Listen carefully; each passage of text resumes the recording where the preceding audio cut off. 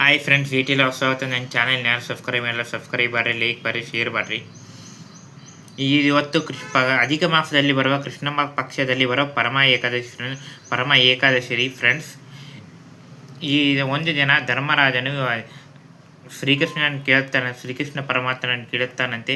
ಅಧಿಕ ಮಾಸದಲ್ಲಿ ಬರುವ ಕೃಷ್ಣ ಪಕ್ಷ ಯಾವ ಏಕಾದಶಿ ಅಂದರೆ ಶ್ರೀಕೃಷ್ಣನ ಹೇಳುತ್ತಾನೆ. ಅಧಿಕ ಮಾಸದಲ್ಲಿ ಕೃಷ್ಣ ಪಕ್ಷದಲ್ಲಿ ಬರುವ ಏಕಾದಶಿ ಪರಮ ಏಕಾದಶಿಯ ಕಥೆಯನ್ನು ಕೇಳಿದೆ ಫ್ರೆಂಡ್ಸ್.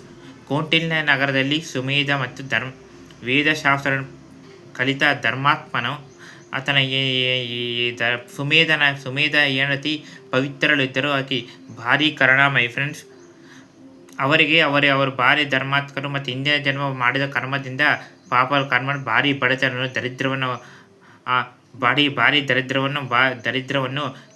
ಅನುಭವಿಸಿರ್ತಾರೆ.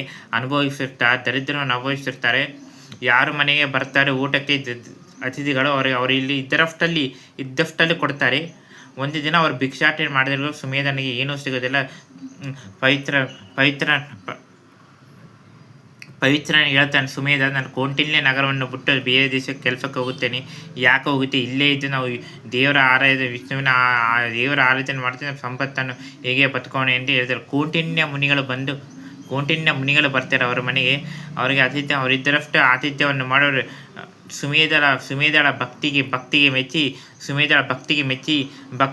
ಭಕ್ತಿಗೆ ಮತ್ತು ಸೇವೆಗೆ ಮೆಚ್ಚಿ, ಸ್ವಾಮಿ, ಮುನಿಗಳೇ, ಋಷಿಗಳೇ, ನಮ್ಮ ದರಿದ್ರನ್ನು ಹೋಗಲು ಯಾವುದಾದ್ರೂ ಉಪಾಯವನ್ನು ಹೇಳಿದರೆ ಕೌಂಡಿನ್ಯ ಮುನಿಗಳು ಹೇಳ್ತಾರೆ, ನೀವು ಅಧಿಕ ಮಾಸದಲ್ಲಿ ಕೃಷ್ಣ ಪಕ್ಷದಲ್ಲಿ ಬರುವ ಪರಮ ಏಕಾದಶಿ ವ್ರತವನ್ನು 5 ದಿನ ಕಠಿಣ ಉಪವಾಸದಿಂದ ವಿಷ್ಣುವಿನ ಆರಾಧನೆ ಮಾಡಿದರೆ, ರಾತ್ರಿ ಜಾಗರಣೆ, ಕೀರ್ತನೆಗಳನ್ನು, ಭಜನೆಗಳು ಮಾಡಿರಮ್ಮ.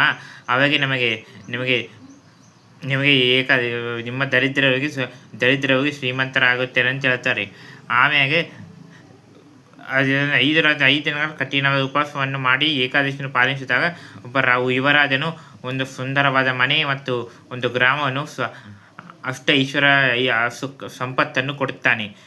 ಏಕಾದಶಿನ ಯಾರು ಮಾಡ್ತಾರೆ? ಆಯ್ ಫ್ರೆಂಡ್ಸ್, ಪರಮ ಏಕಾದಶಿಯನ್ನು ಮಾಡರಿ. ಎಲ್ಲರೂ ಉಪವಾಸ ಇರರಿ. ದಯವಿಟ್ಟು ವ್ರತವನ್ನು ಮಾಡಿರಿ. ಎಲ್ಲರೂ ಐಶ್ವರ್ಯ, ಸುಖ, ಸಂಪತ್ತು ಸಿಗುತ್ತದೆ. ಜೈ ಹಿಂದ್. ನನ್ನ ಚಾನಲ್ನ ಯಾರು ಸಬ್ಸ್ಕ್ರೈಬ್ ಮಾಡಿ. ಶಾರ್ಟ್ ವಿಡಿಯೋಗಳು, ಲಾಂಗ್ ವಿಡಿಯೋ ಡಿಸ್ಕ್ರಿಪ್ಷನ್ ಒಳಗೆ ಲಾಂಗ್ ವಿಡಿಯೋ ಲಿಂಕ್ ಕೊಡ್ತೀನಿ. ಆ ಲಾಂಗ್ ವಿಡಿಯೋಗಳನ್ನು ಸಪೋರ್ಟ್ ಮಾಡಿರಿ, ಶೇರ್ ಮಾಡಿರಿ, ಸಪೋರ್ಟ್ ಮಾಡಿ, ಲೈಕ್ ಮಾಡಿ.